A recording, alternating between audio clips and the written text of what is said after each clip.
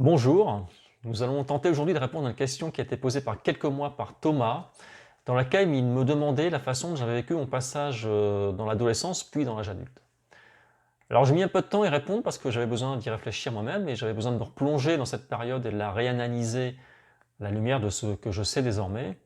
Et puis il se trouve également qu'au cours de ces quelques mois, au cours de discussions que j'ai pu avoir avec quelques autres personnes avec autisme, ce sujet-là de l'adolescence est venu sur la table et nous nous sommes découverts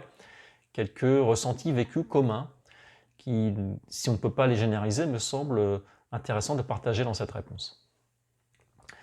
La première chose importante à savoir, c'est qu'à l'époque, je n'étais pas au courant de mon appartenance au spectre autistique.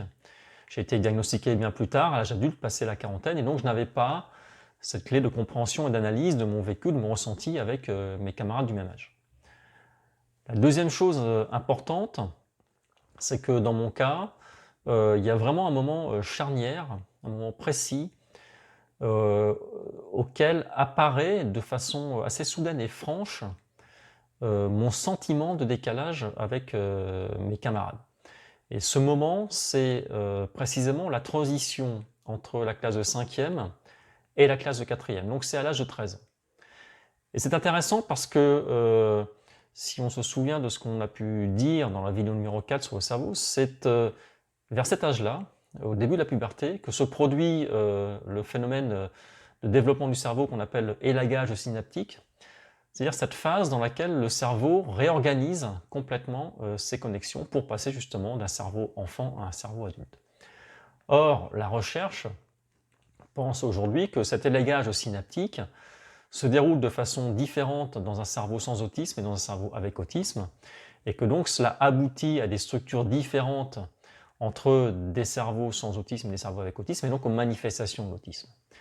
Alors, est-ce que cette apparition soudaine et franche de mon sentiment de décalage à l'âge de 13 ans est une manifestation, on va dire, explicite, concrète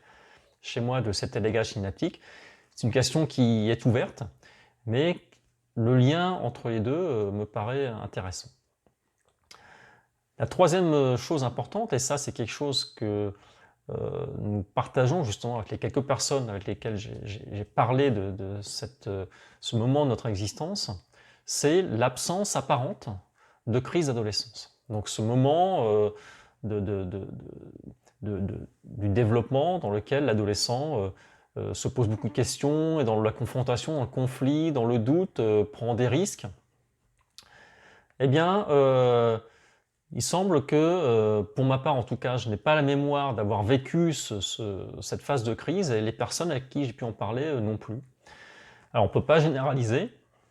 mais c'est quand même un point commun qui semble ressortir et qui est important. Et c'est intéressant également parce que finalement, la recherche aujourd'hui également associe cette crise d'adolescence à cette fameuse phase d'élagage synaptique. C'est-à-dire que la crise d'adolescence, entre guillemets, aurait une cause anatomique qui serait justement la phase d'élagage synaptique du cerveau. Alors, peut-on établir finalement un lien de causalité entre les deux? Est-ce que ça veut dire, par exemple, que les personnes avec autisme ne connaîtraient pas cette crise d'adolescence? Je n'en sais rien, je n'ai que quelques témoignages, il faudrait faire une étude plus large. Ou est-ce que c'est au contraire juste, on va dire, ce qu'on appelle une corrélation, c'est-à-dire que l'appartenance au spectre autistique et puis l'absence l'absence de crise d'adolescence ont peut-être une source commune, une origine commune, l'élagage synaptique, mais sans avoir de lien entre elles. Une autre explication en fait à cette absence de crise d'adolescence pourrait peut-être se trouver dans le fait que le cerveau avec autisme se développe de façon plus lente que les cerveaux sans autisme, de façon plus progressive. Et donc, si je prends mon cas personnel, effectivement, c'est un peu ce que j'ai ressenti, ce que j'ai vécu, c'est-à-dire que je me suis vraiment senti et me suis vécu comme adulte que vraiment tardivement, probablement autour de la trentaine. Et auparavant, je ne me sentais pas finalement légitime vis-à-vis des personnes de mon âge, que ce soit des adolescents ou des jeunes adultes. Je ne me sentais pas leur alter ego, ni en termes d'âge, ni en termes de maturité. Ce qui est assez paradoxal d'ailleurs, puisque que ce soit dans l'enfance, dans l'adolescence ou à l'âge adulte, on m'a toujours dit que j'étais plus mûr que les autres, et d'ailleurs, dans l'enfance et dans l'adolescence, j'avais moi-même un petit peu ce sentiment-là, en tout cas au début de l'adolescence. Et donc il y a cette espèce de paradoxe entre ce sentiment que je pouvais avoir d'illégitimité et puis l'image qu'on pouvait me renvoyer. Alors, quelle stratégie de compensation j'ai pu mettre en place? Je pense que comme tout le monde, toutes les personnes concernées, tout du moins, j'ai tout simplement tenté de me rallier à des schémas qui finalement n'étaient pas les miens, et tout ça, notamment à l'adolescence, dans une logique d'appartenance au groupe, puisque c'est un âge auquel l'appartenance au groupe est une notion absolument fondamentale, et donc on va avoir tendance, plus que les autres, à se suradapter dans des schémas qui ne sont pas forcément les autres, mais qui nous permettent de nous rattacher au groupe. Et même si moi, aujourd'hui, avec le recul, j'ai un petit peu conscience pour le moment d'avoir été plutôt en périphérie du groupe, non pas exclu, hein, mais plutôt dans la périphérie du groupe, que dans le groupe, dans le noyau dur du groupe en lui-même. Alors, c'est pour ça également que finalement la phase d'adolescence peut probablement être très difficile pour les personnes avec autisme, parce que cette notion d'appartenance au groupe, elle est fondamentale, mais les personnes avec autisme, pour elles, c'est plus compliqué, d'une part parce qu'elles n'ont pas forcément tout l'outillage cognitif qui leur permet justement de développer des interactions sociales faciles et épanouies, et d'autre part, elles ont elles-mêmes ce sentiment de décalage, potentiellement inexpliqué si elles n'ont pas de diagnostic, par rapport à leurs camarades. Et de là vient la question de savoir si quand on le sait, quand on a été diagnostiqué, est-ce qu'on doit le dire ou pas quand on est ado? Alors, moi je suis favorable à le dire parce que finalement, ce n'est que dans la vérité qu'on peut s'épanouir, la vérité pour soi-même et la vérité vis-à-vis des autres. Ça permet d'expliquer, ça permet d'éviter les malentendus et éventuellement, pour les personnes avec autisme, d'éviter des situations plus difficiles, voire dramatiques, comme des situations de harcèlement. Ça peut être également à double tranchant, effectivement, parce qu'on est aussi dans l'âge où les gens peuvent être particulièrement cruels, et donc le fait de le dire, s'il peut avoir des avantages, peut aussi présenter des risques, notamment, éventuellement, de harcèlement, notamment aujourd'hui avec tout ce qui est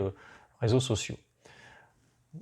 Ça peut permettre également de faire le tri, voilà, en voyant comment les gens réagissent, de faire le tri autour de soi, et puis de continuer de développer des fréquentations, des relations avec des gens qui justement sont dans l'acceptation et la compréhension de cette différence et vont l'accueillir, et donc de prendre du champ avec les personnes qui ne sont pas prêtes à être dans cette acceptation, dans cet accueil, et donc qui probablement ne méritent pas que l'on développe des relations avec elles. En tout état de cause, je pense que c'est une chance aujourd'hui de pouvoir être diagnostiqué et d'avoir connaissance de sa particularité autistique le plus tôt possible, y compris à l'adolescence, puisque ça permet justement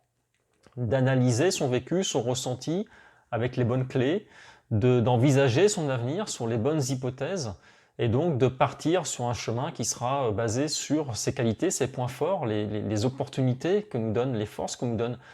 la différence autistique, et non pas justement de faire fausse route en essayant de coller à des schémas qui ne sont pas faits pour nous. J'espère que cette vidéo aura répondu à quelques-unes de vos interrogations, et je vous encourage à nous raconter vos propres expériences, notamment par rapport à cette fameuse crise d'adolescence. Est-ce que vous aussi, personne avec autisme, vous avez finalement traversé cette période de votre vie sans une période de crise aiguë, mais avec une maturation plus lente, en vous sentant finalement décalé et adulte beaucoup plus tard dans le temps. Merci beaucoup encore de me suivre. N'hésitez pas à me poser d'autres questions en commentaire sous cette vidéo. Bonne journée à vous et à bientôt pour un prochain épisode.